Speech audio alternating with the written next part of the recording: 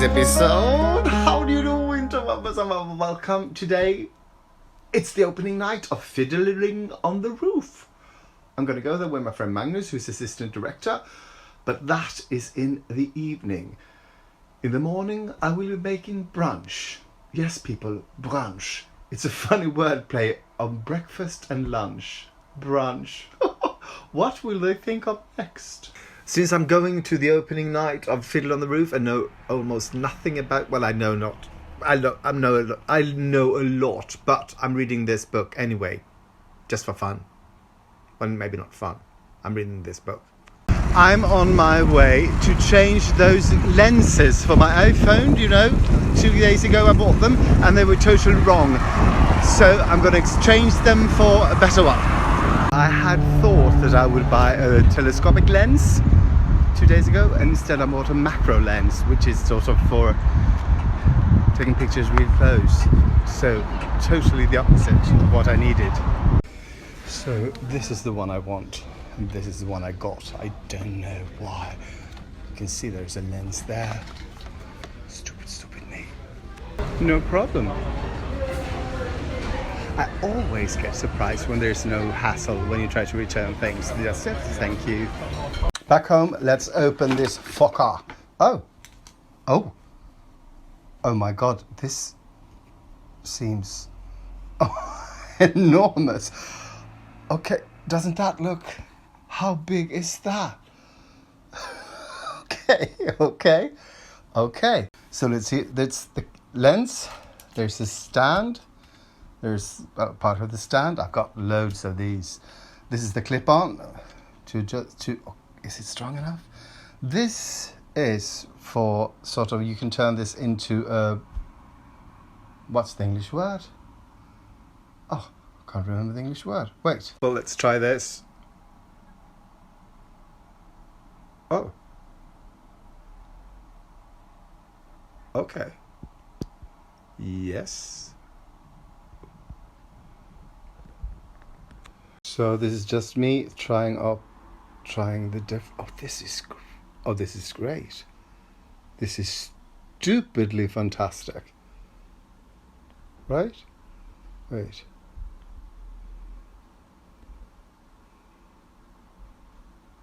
So that's the plants, and that's the reality. And if I tried, yes, I would get almost as close, but I wouldn't get that sort of. This is just a digital zoom. I'm pleased. So people, I am finally happy. Last time I was this happy was yesterday when I bought those funny. Oh, I haven't shown you, have you? Have I? Have I shown you? I'm going to look back on the stories and see if I've shown you the clothes I bought yesterday. Maybe I didn't. Oh, you're in for a treat. People, since tonight is opening night, it's very important what I wear. So I thought I would ask you for your opinion. Should I wear this one? This same shirt, I bought it yesterday, will figure in both of the outfits. So this is outfit number 1. This is outfit number 2. Same shirt, orange sweatshirt underneath, long arm. So, which one would you think? You can vote in the next clip. So, people, there's been a vote, and the majority voted for stripes. And I think the stripes looks nice too. Better than the orange. The orange might be too matchy, maybe. So, people, this is the way you wanted me to look. So, this is me. I can do this. I can do that. I can do that. I can do theatre. Yes, good. I can carry this one. No, I won't. But I could. You know, I could. So thank you for voting, and this is what you loved. What you absolutely loved. Okay, so my friend Ulf texted me. He's in the city getting his hair cut. Yesterday was his beard. Oh God, I'm so lucky I don't have a beard and I don't have hair, because all the money I've saved. And I also never go by Subway, so I save a lot of money. That's why I'm so rich. No, not well. Oh. Anyway, he texted me and said that Muji has opened a flagship store in the city of Stockholm, in the center. And I kind of knew that, I didn't know that, and I'm going to go there before the theatre to look at it. So join me to look at Muji. That sounds good. So people, I've got another flat tire. Fuck. Something I hate when that happens. I just want my bike to work. And this is really bad news. I hope, possibly, that I don't like the show, because then I can sort of go on a rant and talk all the way home. Or maybe I love it. Well, that's impossible. So this is kind of fantastic. This whole floor is taken up by Muji. This must be the biggest one in Europe. I hope and pray and say. Well, let's decide that. This is the biggest one in Europe. So I like this. I like this style. It's not something I want for myself, except those plexiglass things I keep buying and never use. But the clothes are kind of, the colors and patterns are kind of basic and boring. Utilitarian, I guess. But I love the concept. So the City Theatre is closed for renovation, and the stages have moved out to other places, I guess you can say. This is something called Dansens Hus, the House of Dance. It used to be the City Theatre 20 years ago, 30 years ago, I don't know. But this is where they're having the Stadsteater, the City Theatre, are having their opening of Fiddler on the Roof. So here's my friend Magnus. How do you do?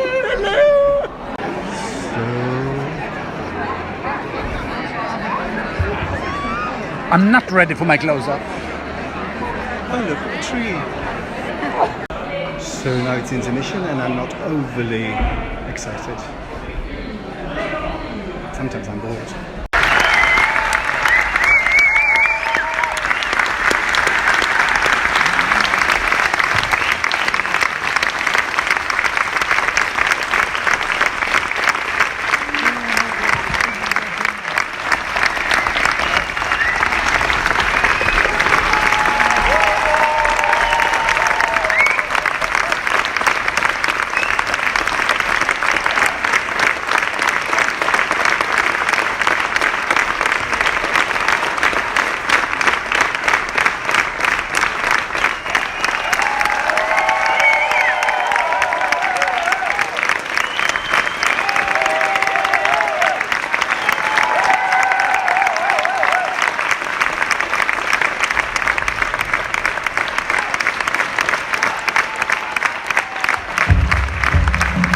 Okay, so let's talk show.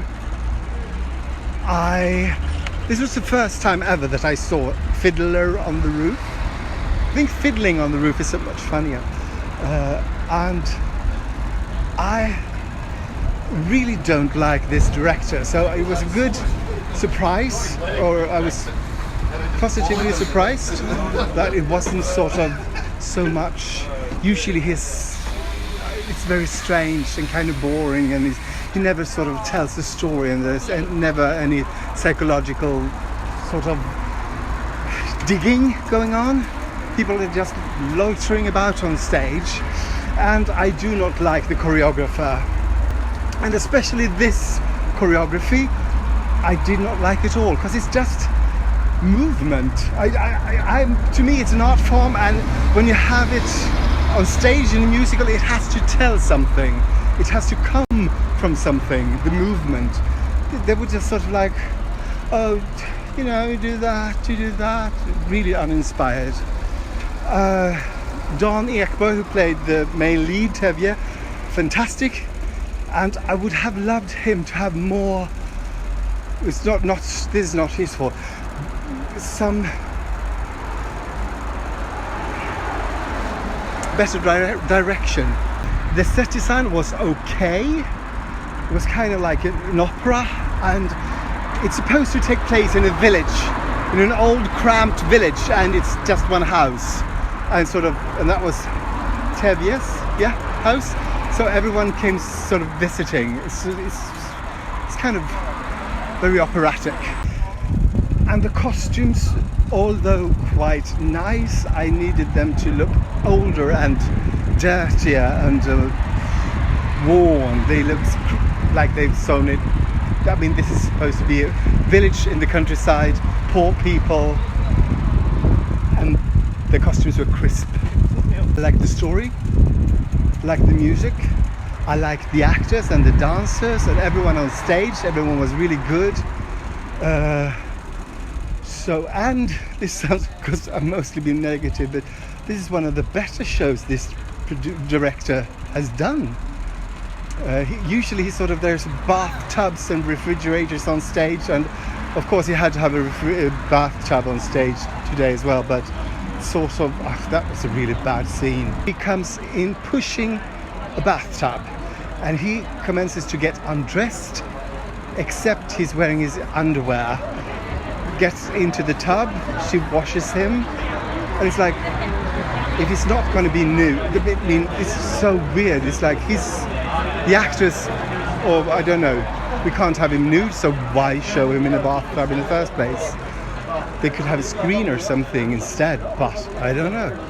It's really bad. It could have been so much better without the intimacy, like just sort of doing something else, and he's asking her, and she's trying to. Now she's totally focused on him, so she can't really. It doesn't help her have a hard time. Okay, so just 2 more things and then I will be done with this musical. Of course, I will be writing about it tomorrow. So, those of you who know Swedish, well, I can't post it tomorrow anyway. But anyway, there are 2 things that I think could have been more interesting if they had been done differently.